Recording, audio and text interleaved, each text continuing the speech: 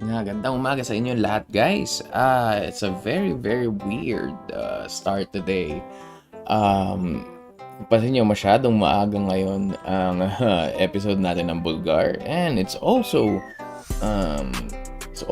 unannounced actually. Normally, I would post yung notice ko na I'm gonna be streaming like real soon, like 9:30 a.m. But today, we will be starting at 8. But I'll tell you the story later. Yes, I'm good, but this is gonna be a very early episode. Sorry. Sorry, nagulat kayo, no? Wala announcement. Bigla na nag-stream si Masel ng umaga. So, good morning, Crow. Nice to meet you this early in the morning. So, nag-almusal na ba kayo? It's been a while since I streamed ng this early. So, I hope you're having your breakfast right now. Or I hope nag-enjoy pa kayo sa kama. O siguro kung nasa work na kayo, okay lang yan. Sige, i-minimize nyo muna yung work nyo. Dito muna ako sa main screen, guys. Alright, so that being said, yeah, good morning. Good morning talaga sa inyo. Normally, I'd be asleep right now. Actually, normally, I'd be asleep. I can tell from my voice, it's not my usual voice. It's may tulog pa ako. It's my tulog pa ako voice. So, we are going to start, guys. For those new to the channel, as usual, like, share, subscribe kung gusto niyo mabad trip. Kahit sa Facebook, i-share niyo rin yung video, wala problema. PM niyo yung mga hindi niyo kilala, yung mga taong hindi niyo kinakausap nung unang panahon. Yung mga taong nag-i-invite sa inyo sa MLM. Feel free to invite them. Send them this link to the Facebook thingy, share the video, whatever. The most important thing is you get the word out that Carabao is doing news at 8 a.m. unannounced. So, I'm still actually sleepy. Alright, so let's start with the first news of the day. You'll notice as the episode goes, you'll notice that my voice will be different by the time this episode is over. So, let's start with something kind of out of the blue, kind of weird, kind of medyo sci-fi yung dating. So, first news for today is a wild video shows a goldfish driving a water-filled car in a weird experiment. So, here you can see it. O, diba? I know, right? Ang aga natin ngayon, Dr. Rice. Mamaya may proper explanation yan. I-explain ko mamaya at the end of the episode. So, here we go. So, there's the video. There's a goldfish in a box, aquarium. And they're piloting the car for some weird reason. So, anong sabi dito tungkol dito sa news na to? Well, a weird new video shows that a goldfish driving a water-filled motorized quote-unquote car from one end of a room to another, bobbing and weaving to avoid obstacles along the way. Scientists performed the odd experiment to better understand how goldfish navigate terrestrial environments. In the wild, goldfish and many other species must navigate to find food or shelter for survival. But it's not always clear how these animals learn to navigate a space, and for fish, whether the brain networks that allow them to navigate a coral reef would be of any use on land. So TLDR, basically, if fish can make their way around stuff sa tubig, can they do the same thing? Ang aga is my clock on drugs. There's a chance that, yeah, you might have to check your clock. But if you notice, it's also unannounced. So, but by the way, welcome Rice, welcome Maru, welcome for this very early stream. So, sobrang early niya, tulog pa rin yung boses ko. It's still weird. So ganun yung tunog ko. Anyway, sabi nga dito, so they want to find out if fish can navigate on land just as well as they can navigate on in the water. Pero because fish are notorious for not surviving out of water, they had to build this basically a reverse submarine. So, Ang pangalan nga pala ng researcher is Sachar Givon. He's a doctoral student. She's a doctoral student at Ben Gurion University of the Negev in Israel. So the fish-operated vehicle, we're gonna call this a FOV, was essentially a plastic aquarium mounted on a small platform. Tapos a single goldfish in the aquarium could pilot the vehicle just by swimming from one side of the aquarium to another. Tapos parang may, it's actually a camera that tracks the location of the goldfish in the aquarium. And from there, it would direct the car where to go. So in the study, there were 6 goldfish involved actually. So one at a time lang yung pagmaneho. Pero yun nga, there were a total of 6 goldfish that were trained to pilot the vehicle. At first, the fish have like erratic movements kasi syempre panic lang sila. I mean, ikaw ba naman, di ba? You're just doing your goldfish thing, and then suddenly get put in this weird looking contraption. But for the most part, at first they were just randomly going this way and that, and then eventually they kind of got the hang of driving the thing. So the vehicle first started sa center ng room, and then si Givon, they placed a pink cardboard square somewhere else on the room. So if the fish manages to drive the car into that pink cardboard sheet, they get rewarded. So they got better at it, and then they started, the scientists started adding obstacles and fake targets. So hindi lang pink, probably orange na cardboard. And they were also able to navigate through that. So to the point na basically they can navigate on land to an extent. So, ang future ng project ito is they will be able to they're hoping they'd be able to test this in a more open environment, as in sa kalsada talaga sa labas, in a public road or something. Yeah. So we have fish driver now. So we now have fish that can actually drive better than some people, which is weird. So, but we live in that day and age that can happen. A fish could walk. So, I mean, some fish actually walk. Technically, some fish, I forgot this thing. Mud skipper. Some fish that can live for a very short time above the water, can stay usually I forgot which one, pero there's a rare species of like, I'm not sure if it's a lungfish or a stonefish, but basically there's a fish that uses the fins like an animal would use feet on land, except they use that underwater. in the benigning in the beginning, in the benigning fish walked and evolved. I think lungfish can also technically walk to an extent, more like use their fins to kind of wiggle about the mud, something like that. But yeah, in the future we're gonna have fish drivers to contend with in traffic. So, hey, good morning, Ryan. Good morning, Doc. Welcome to the stream. I hope you don't mind the news na fish can now crowd up the traffic in the very, very far future. All right, so that is our news for today. So from fish, from something that came from the water trying to navigate the land, let's go from something na that came from land but now trying to navigate the water. So balik rin naman natin ngayon. This one isn't as successful though. So this news is there we go. Nuclear powered. It's just playing with the plastic and anyway. Nuclear powered US submarine collided with a hidden underwater mountain, sabi ng Navy. So this is kind of an opposite.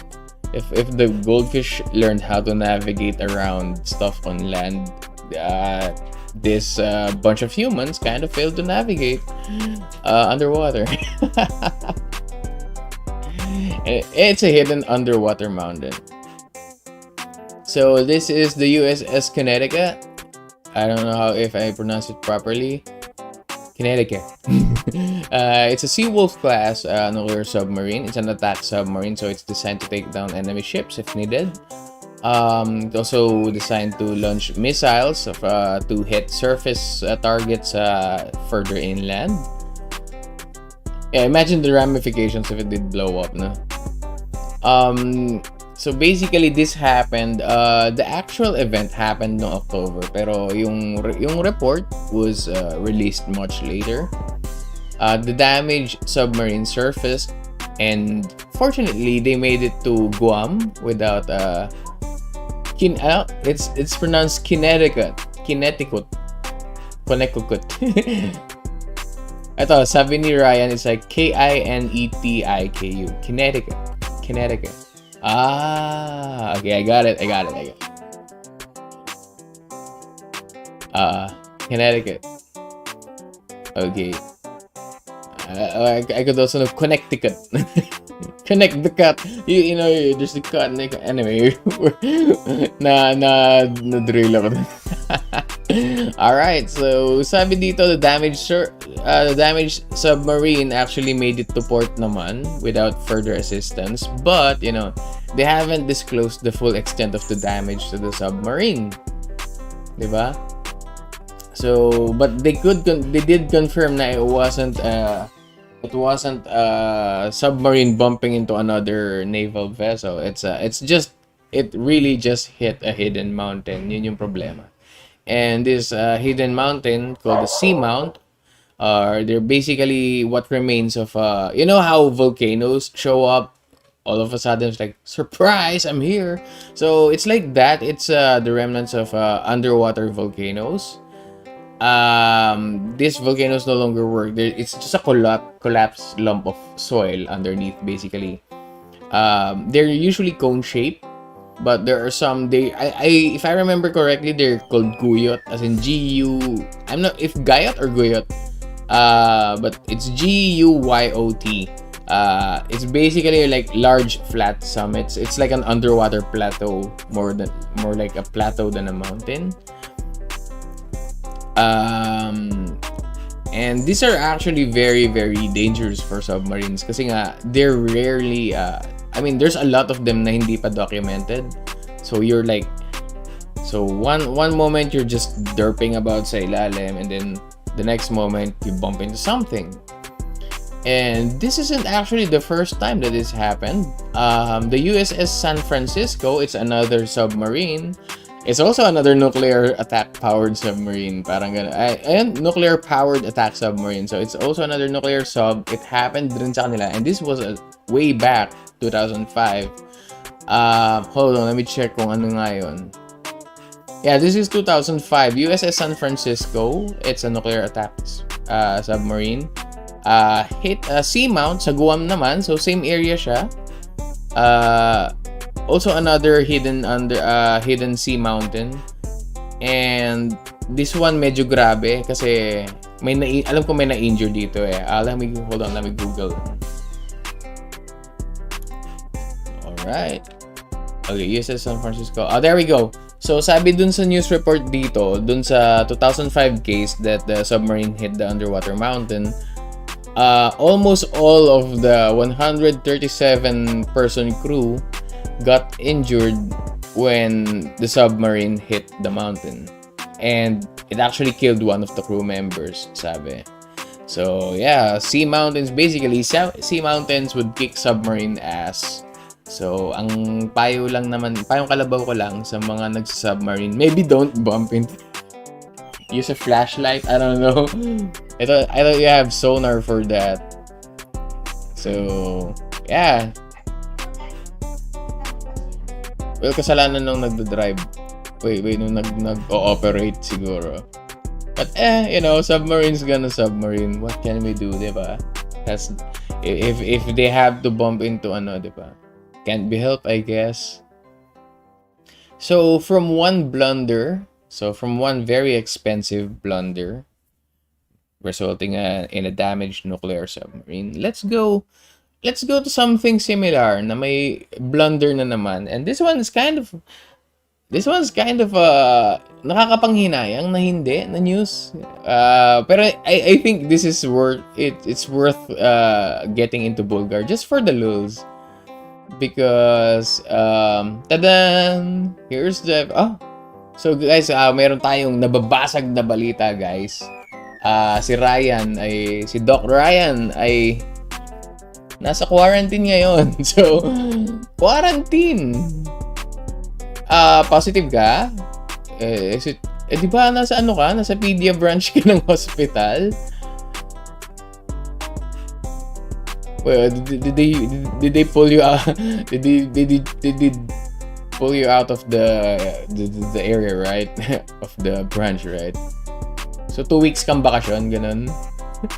Or are you still allowed? Are you still required to tend to other people's hospital? Yun nga, diba? I was worried because I know Ryan works at the hospital. Close contact lang. Pero you're still cleared to 2 weeks vacation without symptoms. Okay. So, nababasag na balita. Okay, babaguhin ko yung pala. Ang nababasag na balita pala, si Ryan nakakalamang kasi 2 weeks vacation without symptoms. Yun. So, nangiinggit pala si Ryan. Hindi lang pala basta quarantine. Nangiinggit pa siya. So, dahil dyan, Ryan, canceled. Pero, I'll work on that. Ililista ko yan mamaya. Tandaan, 1 point kay Ryan for having 2 weeks vacation without symptoms. Alright. So, that being said, so, dito tayo sa news natin muna. It's another blunder. A Chinese manufacturer, back to our regular programming. A Chinese manufacturer makes 10,800 teacups, mugs, and plates to mark the Queen's Golden Jubilee. Pero, yun nga, merong vital spelling mistake. It reads here as the Platinum Jubilee, as in Jubbly. I'm not sure if you can read kung nasa phone. Kung nasa phone kayo, it's not that visible. Pero pag nasa computer kayo, kitang-kita to. It reads as the Platinum Jubilee. Ayan, yung tulad nung tinype ni Guiding Artificer. Which is actually it's not all bad news, guys. So let's read the news. The Queen's Platinum Jubilee is imminent and there's money to be made from souvenirs. The only problem was the spelling. So given that, okay, this is where it gets fun. Okay, so nakapanghinayang, di ba, na pangit yung spelling. Pero apparently sa UK, there's a show called Only Fools and Horses. And it's one of basically a mainstream show sa kanila. It's about a businessman, So, yun nga, one of the characters there, named Del Boy, is a businessman trying to make a racket through marketing or something yata. And one of his signature lines is "Lovely Jubbly," as in spelled like this. So, it's basically an unintended 2-for-1 souvenir. So, if you're a fan of the Queen herself and yung show na Del Boy, this is basically 2 birds with 1 stone. So, yung wholesale clearance UK kind of saw the opportunity. So, they bought the entire stock of the defective misspelled souvenirs. Diba? It means a woman having large breasts. Oh my god. Okay. So yun, fortunately nga, if you're a fan of the show and you're a fan of the Queen, this is the perfect souvenir for you. So, sabi nung may-ari, sabi nung wholesale clearance UK, sabi, I think the online trader rejected the items pretty much straight away, of course, kasi nga, that's not what they ordered for. But in hindsight, with the exposure it's getting today, they're probably wishing they didn't just reject it. So their loss will be someone else's gain. And the entire stock is estimated to be around 32,400 pounds. And yeah, apparently people are buying it because of the mistake. It's the same reason. I think it's also why some collectibles like Magic the Gathering cards, if there are erroneous prints, they kind of sell like super expensive. So it's basically the platinum jiggles, sabi ni ano. Oh no. So it's also another it's also a good souvenir if you're if you're into toilet humor, or if you're just into the boobs or something. I'm not sure why. But yeah, basically if you're gonna get this to celebrate the Platinum Jubilee with a bit of fun, this is the perfect souvenir for you. So you have more than one reason why you should buy this kind of defective product. Sounds like something I'd give to an Australian friend as a joke. and diba Australians are basically like galing sa Britain. So they can also use that as a take that. Platinum Jubilee. Unbelievable. So from something na fun celebration, let's go for something na medyo okay. This one might make you go what the hell. Pero in a good way. It's gonna make you go in a good way. Na tawag dito. While also making you think like, this is actually a thing. But yeah, it's wholesome, I swear. So, ang next natin na news is a same-sex couple become New York Zoo's first gay penguin parents. Yeah, I'm gonna give you a few moments to let that sink in. So, how did this happen? It's actually interesting. So, a New York zoo announced a mated pair of male penguins that have become the facility's first same-sex penguin couple. And this same-sex penguin couple actually became the adoptive parents to, a bunch of eggs basically na hindi kayang alagaan ng regular diba? Yeah, indeed, diba? So the same-sex penguin couple is interesting enough, but the zookeepers found out they're actually good at taking care of eggs, because you know how penguins put eggs sa paa nila to keep them warm and stuff. So apparently, kasi diba, out in the wild, the parents take turns holding the egg. In this case, so basically being male or female isn't a problem here, and it turns out that the gay penguin couple, are actually good at that. So yun nga, ang pangalan ng penguins is Elmer and Lima. So they were used as foster parents for an egg taken from a breeding pair with a history. Okay, yung pinanggalingan ng egg had a history of inadvertently breaking their eggs. So those are not good parents. The zoo said Elmer hatched in 2016 and Lima hatched 2019. So they incubated the egg for several weeks. They took turns and then it hatched into a healthy chick. So officials said Elmer and Lima have been warming and feeding the chick in the same way a successful breeding pair would. In a zoo, milk might be difficult to come by for a gay penguin couple. I'm not really sure, because sometimes, you know how snack stores sa loob ng zoo, maybe they have, cartons of fresh milk there. Maybe they would add formulated milk. Diba? So, so anyway, some pairs when given a dummy egg. So how did they find out? So they started giving out dummy eggs to other penguins. Or as some famous British actor would say, Hengling.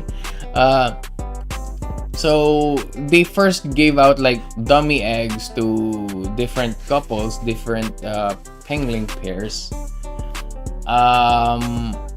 Pero yun nga, they would sit on the nest and then they'll see kung mayroong mahuhulog or which one will stay intact. And those that are successful would be given yung eggs from the pairs that, you know, tend to crack their stuff. And, you know, one of the top performers, basically, one of the best ones, one of the best egg caretakers, basically, caregivers, is yung couple na si Elmer at si Lima. And it's actually going on for a while na rin pala. The zoo has hatched more than 55 Humboldt penguin chicks since joining the species survival plan for the vulnerable species na has been around since 2005. Ganun na yung status nila from 2005. They've been vulnerable since 2005, so now they're now making efforts to, you know, hatch more of these things. For those na cultured enough or have spent too much time on the internet, you'd also know na one of the, anong pangalan nito?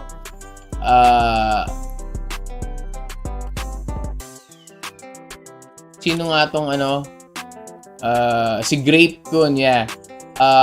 Grape Coon is also a Humboldt penguin.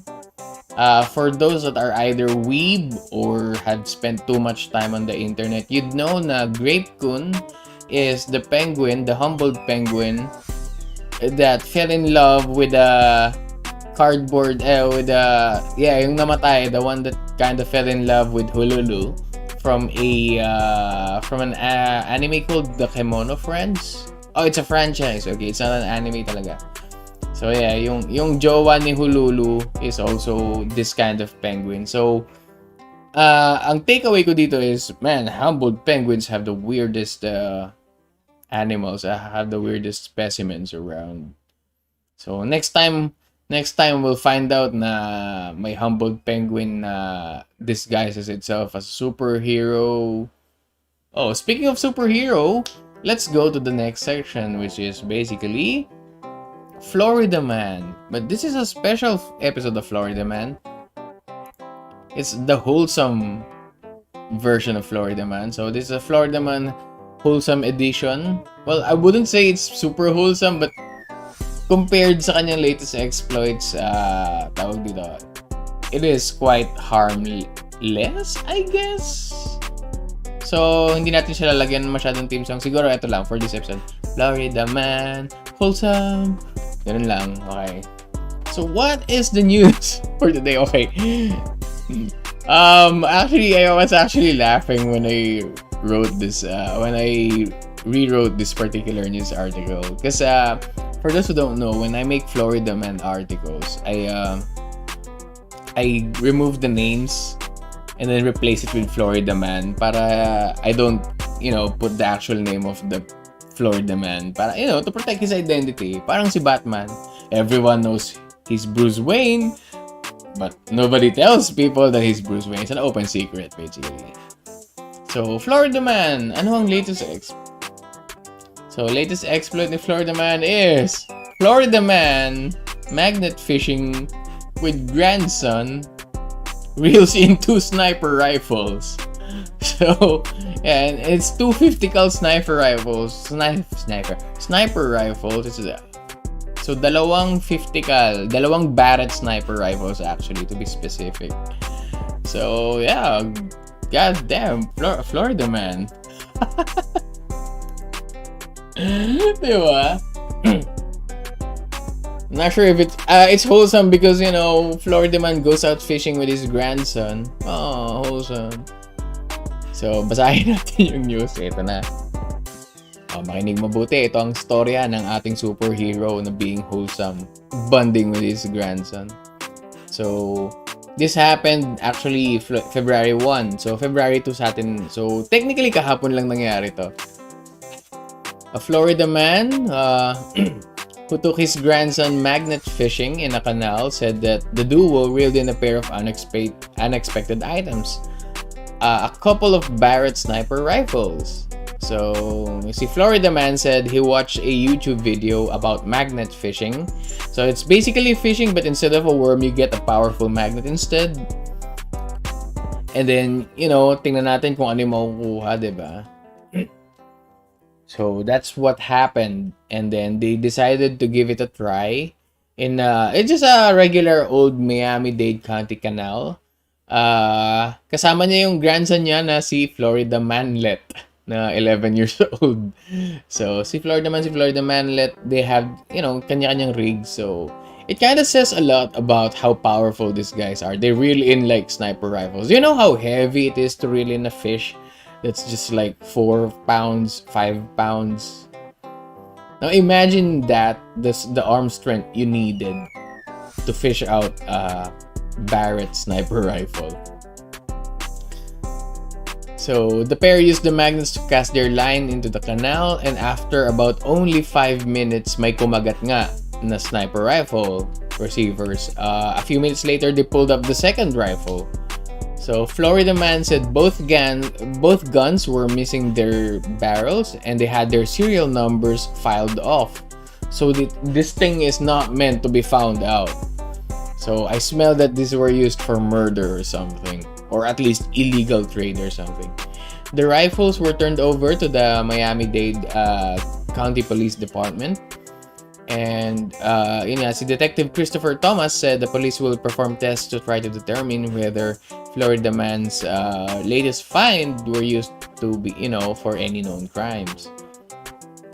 And guys, by the way, magnet fishing apparently is not just a hobby for Florida man. It's actually popular for other superheroes.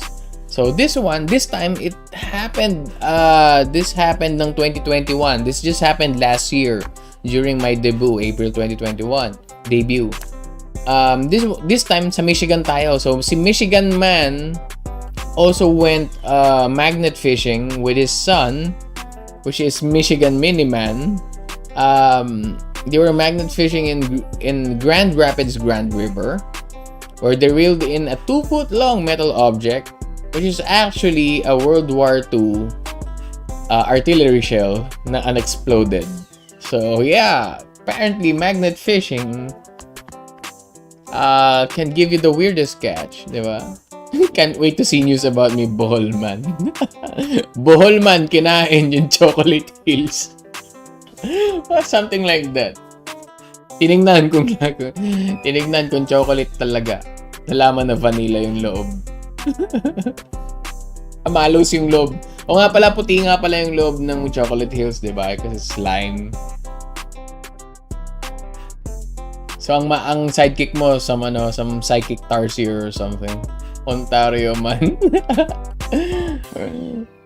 Si Ontario man. Pero yun, so, congrats to Florida man and Florida manlet for, returning the sniper rifles to the police. Or at least turning it over. Because you don't just find sniper rifles with serial numbers filed off, diba?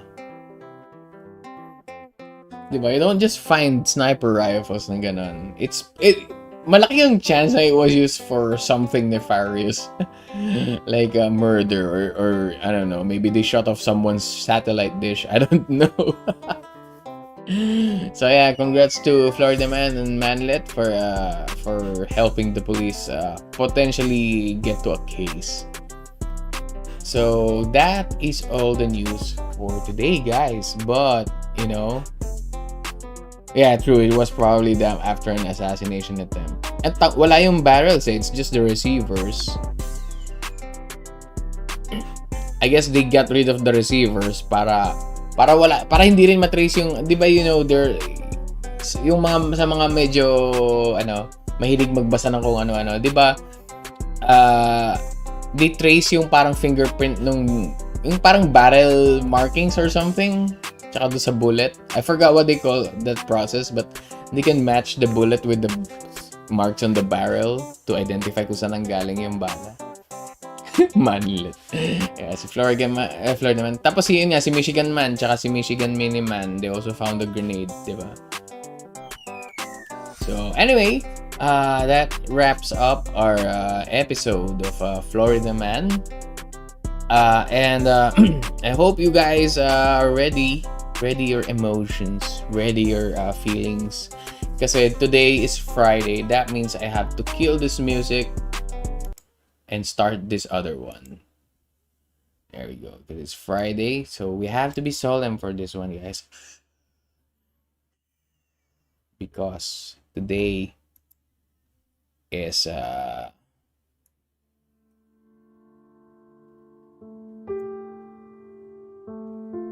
because today is a special day for us.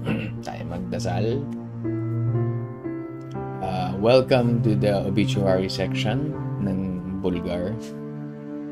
Para i-celebrate natin ang pagkawala. Pagkawala ang pag-exist ng mga ito. Masyado malakas nila. So, we're not here to mourn their loss. We're just here to acknowledge that they existed. Kala ko Black Parade first key pala. Huwag mong patawanin, malungkot tayo ngayon. Bakit nangyari ito? So, para doon sa mga bago lang sa episode, alam niyo na, alam to ng mga suki rito. But basically, the obituary section is here to pay respects to certain people, things, events, objects, or whatever na wala na sa atin, wala na sa mundong ito ngayon. So don't cry that they're gone. Smile that they're featured in this channel. So, ang first natin sa list ay listahan ng palusot ni Bale. Date of death is February 2022. So, paano ba umpisan ito? Masyadong masakit. Kasi, di ba, recently, merong mga parang council meetings of some sorts na, you know, na tawag dito, na tinitipon-tipon yung mga taong mga runners basically, mga gustong tumakbo sa, you know, pamumuno basically. And yun nga, si Bale, tatago natin sa pangalang Bale kasi starts sa B, ay ayun nga, listahan ng palusot ni Bale. Kasi yun nga, si Bale ay hindi masyadong nagpakita. Hello Maito, welcome to the stream. So yung una daw ay may sakit daw siya. So kaya siya hindi nakadalo sa unang meeting basically is, that's why he wasn't able to attend the meeting, is because may sakit daw. I mean, even though it's a Zoom meeting kasi, you know, he wanted to prevent us from getting sick through digital means basically. So the next one is bias daw.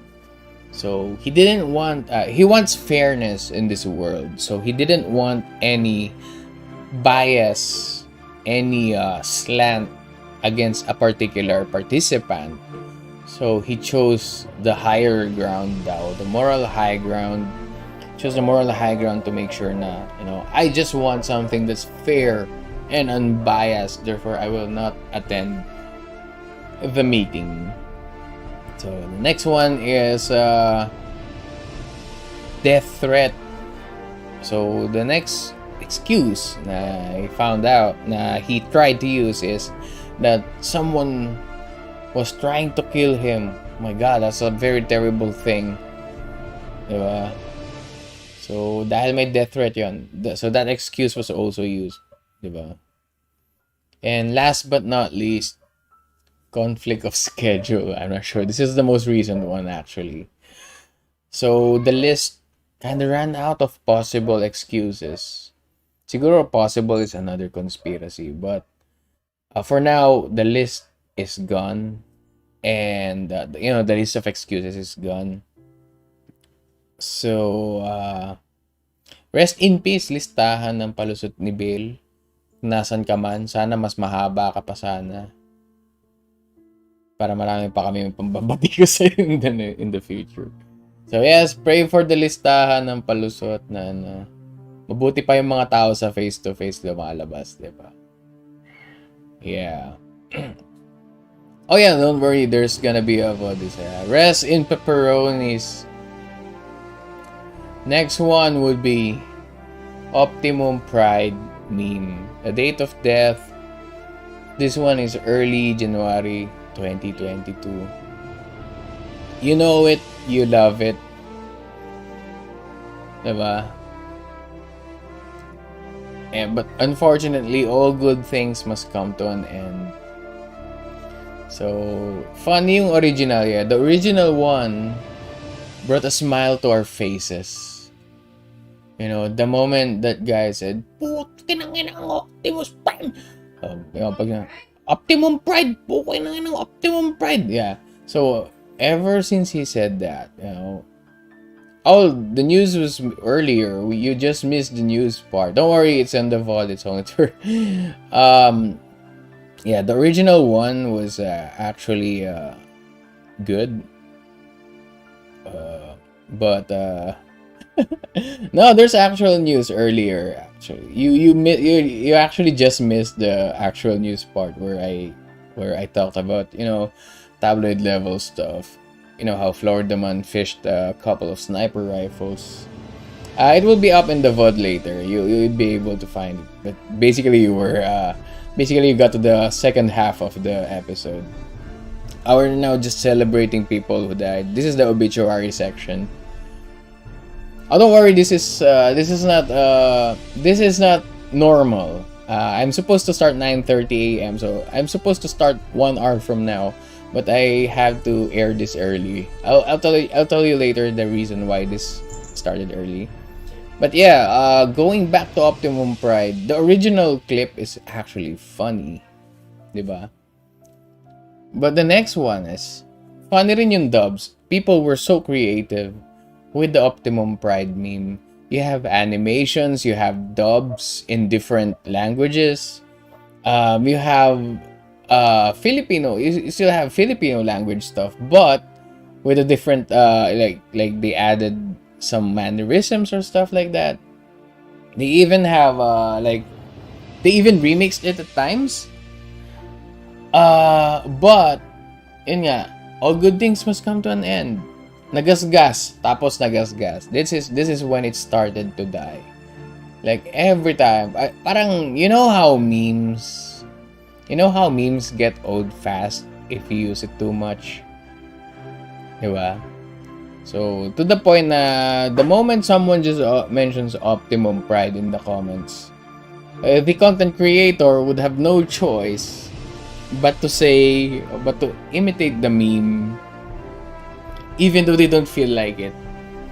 So, ayun. So, hindi na siya ganun ka-funny after a while. Yeah, if you use a meme too little, it stops being a meme. If you use a meme too much, it starts becoming annoying. And that is what happened to Optimum Pride. Yeah. But, you know, as memes do, sometimes they come back. We don't know, but, you know, the most important part of this meme is that, you know, it brought a smile to our faces. Even if for just a short moment. So, rest in pepperoni's Optimum Pride meme. Next on the list is that one couple sa FB. Date of death, this one is 3 months after, you know, they become a thing. You know these guys, right? For those who don't know that one couple on Facebook, that means you have very little contacts on FB. So I know you guys can relate to this because there's always that one couple. Could be a relative, could be a friend, could be a high school classmate, could be someone you're working with, but you know, for the most part, you know this couple. So, sagad magharutan sa FB. You know this, di ba? Parang, I love you, baby ko. In a public post, tagging your friends, tagging your, guys, I am so happy to say that I am together with my baby koos. Sa umaga sa gabi, ganon. I woke up and I cried because I woke up not next to my baby ko. You know what I mean, right? So, and then after that, minsan they have blessings. Sometimes these relationships are super blessed. How did we know that the relationships are blessed? Because they will announce it. Sometimes with Bible verses.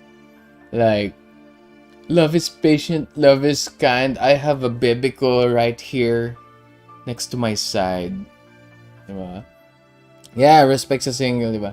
And sometimes they would actually proclaim it like, God has destined me to be with you, baby ko. Diba? It's the most blessed relationship. Or sometimes, you know, of all the things that happened, the random things that happened to this world, fate has decided to bring us together. Something like that. Yes, in the name of the feta, the parmesan, and the holy mozzarella. Yeah, I didn't have any. Yeah, stuff like that. And they also have the most, you know, the most classic, the most timeless love talk. Like, I wish I was the letter V so I can be next to you. Yeah, stuff like that. Yeah, that's the thing. And sometimes they also have this overly well-designed talks and stuff. So yeah, you know it. The more I say it, the more it triggers people, right? And yung couple shirt na one says king, one says queen. And then you know, but all of a sudden there's a switch to it's complicated. Okay lang na nagmamahalan sila. Ang hindi okay is yung nagmamahalan sila in front of me. Sudden switch to it's complicated. You know it, diba? Maybe the guy said, stop wearing short shorts. Or the woman suddenly says, why are you talking to that person in private message? O kaya, yun nga, diba? Like, hey, baby ko, I noticed that you like this person's profile picture. Oh my God. Am I not good enough for you? I don't want to talk about it anymore. Yeah, something like that. So it switches to, it's complicated because, as usual, this couple, after all that flexing, it's kind of difficult to admit na it's not working out anymore. Diba? And then after the actual break, one of them will post this. I know you guys know someone like this, and then they're gonna post something like, it's important to get rid of toxic people in your life, and then, you know, it's important to take care of yourself and stuff like that. Ayoko talaga ng ganyan, ha. So, yeah. And then someone would have suddenly have, out of a sudden, they're gonna have this retrospective na, oh, get rid of unwanted people in your life. It's like they maricondoed their contacts list or something. Yeah, most important love is self-love. Basically, shake it in the morning or before you sleep. I don't know what I'm talking about. I'm say so. So that one couple on Facebook, rest in pepperonis. And yun nga, malapit na Valentine's, but yun nga, if you don't have a Valentine's date, make it yourself. Make yourself your Valentine's date if you're alone in this world. Because at the end of the day, you're the most reliable person that would jerk you. Alright, let's go. Huh?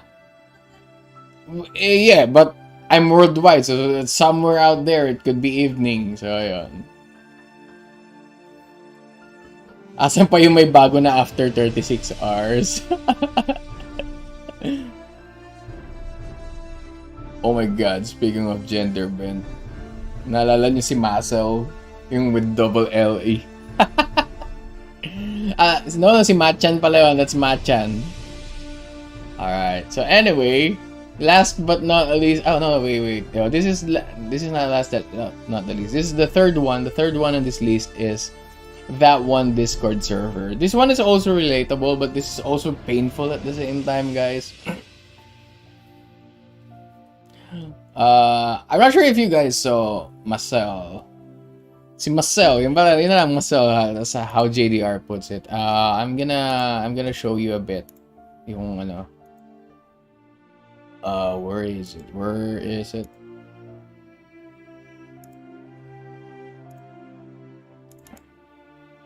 This one. This one is Marcel. Si Machan. This one is Machan. Medyo kahawig ko lang, pero it's not actually me. Alright, let's get rid of this before it awakens anything in someone. There we go. Alright. Maselina.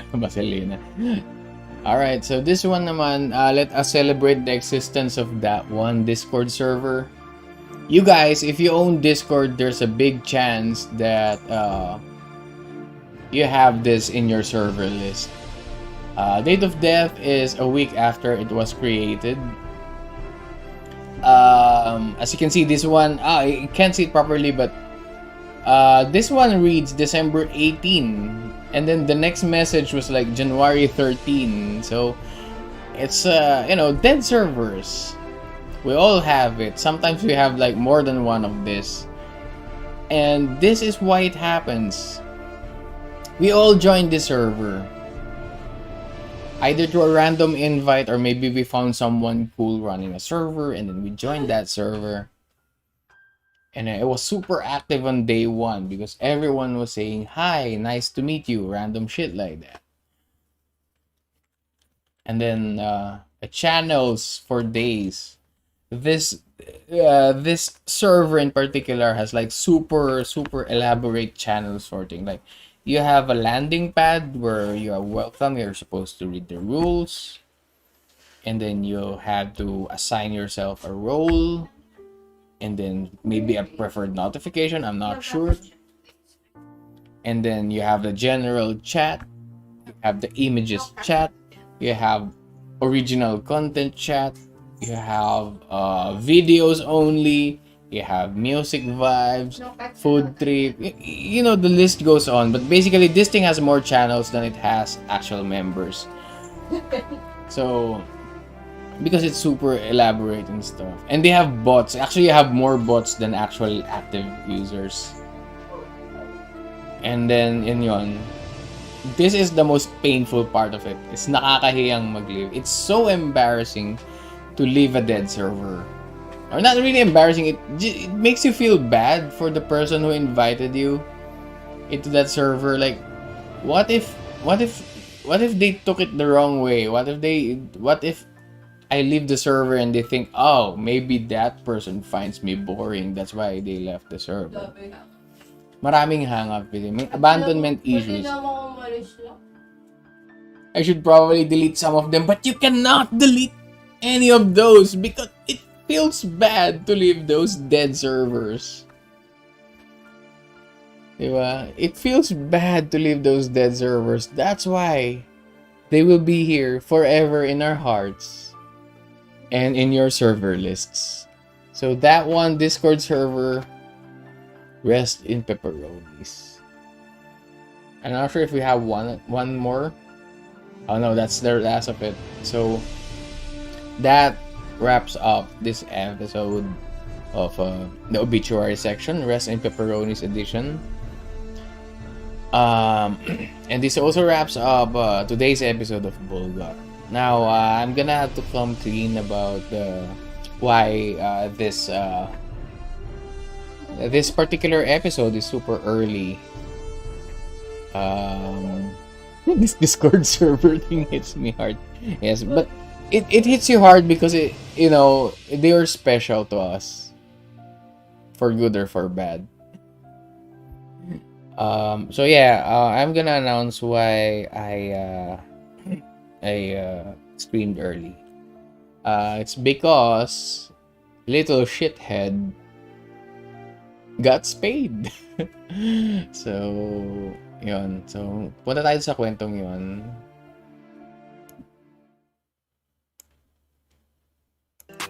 Alright, so yun. Kaya ako inagahan yung stream is because, yun nga, na-spay si little shithead kasi nag-start na siyang maglihi.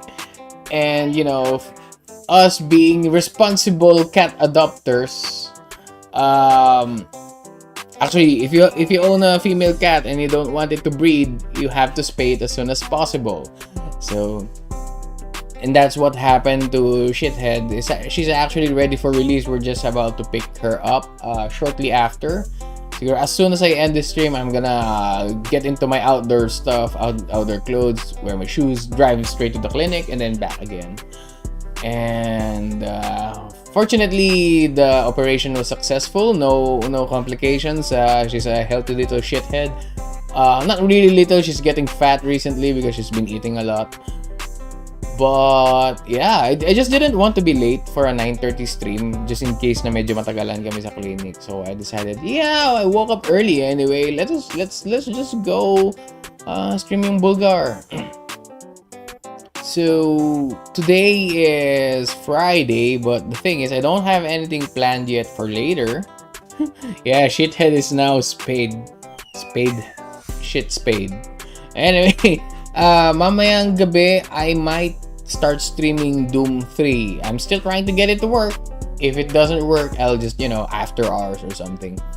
I don't know, maybe we could simul watch yung debut ni si CJ Bozo. I think today is his debut, or is it tomorrow? I'm not sure if time. I think he's in Canada rin kasi. Si CJ Bozo, the Bancho Vtuber. I think he's debuting on February 4.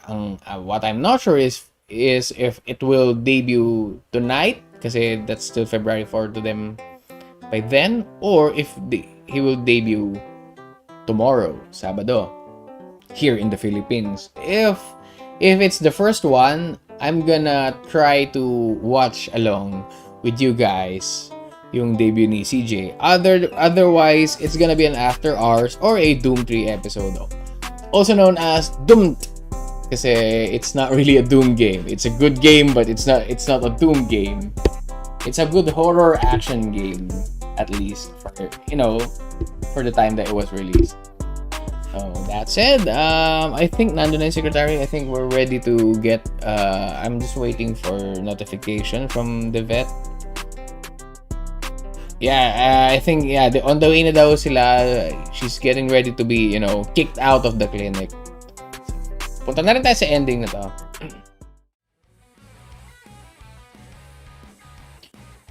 Oh man. Ganun gising ko. Grabe.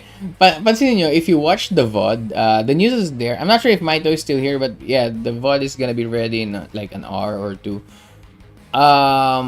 Pansinin nyo yung boses ko from the first few minutes, tsaka yung boses ko ngayon, right now. Pakita nyo, ibang-iba siya. Like, ha? Ibang tao ba itong nag-i-stream ngayon? Yeah. Also, I'm actually thinking of having more English-only content because apparently I'm getting viewers from different side of the world. Chinek ko yung statistics. And it's not just US. Mostly, actually, yung pinakamarami is Canada. Probably because JDR told people about me there. And, tsaka yun nga, nasa Canada rin nasa America, nasa US side rin sina Ryan, sina Dr. Rice. Ay, Doc Rice, nasa ibang bansa rin. Si Ryan, you're also on the other side of the globe, right? So, pero meron din sa Europe, meron din sa, apparently meron sa, South America. Maybe Pinoy rin, baka mga OFW nanonood sa, di ba? Why not? But yeah, nasa Bohol ka ba? Akala ko nasa ibang bansa. Pretty sure, where did I get the idea na nasa ibang bansa? Or maybe I got mixed it with Dr. Rice dyan. Ang problema kasi sa inyo, mga doktor kayo. No, I'm not. Alright. It's probably like that. So I might be speaking English in some of my streams. Probably my evening streams. Kasi kapag gabi naman dito, umaga sa kanila. So that's when they're more active. I do see Bulgar having like 4 or 5 viewers from the other side of the world. Pero I'm not sure if it's just ibang doctor naman si Doc Rice eh. Pero nga, if I see the word doctor, tatlo ang pumapasok sa akin eh. Si Doc Rice, si Ryan, tsaka si Shiori. And then I just, Dr. Vtuber, one of those 3. And then kung ano man yung ginagawa ng isa, I just randomly assign it to one of those those doctors. Doktor ng pag-ibig. So, ayun, tawag dito. Nag-iisip pa ako ng ibang games na yan. Sa February 11, I'm excited for February 11. I'm gonna be streaming yung Lost Ark online. It's a very low-end game, so hopefully mag-stream ko siya with my Live Today avatar. Alright, so I will be announcing my stream later this afternoon to find out kung ano yung magiging content natin tonight. That will be all. And, goodbye, guys. Nandito na. Alright. I have to look for the stop streaming button again. There it is. Okay, bye-bye. I found it.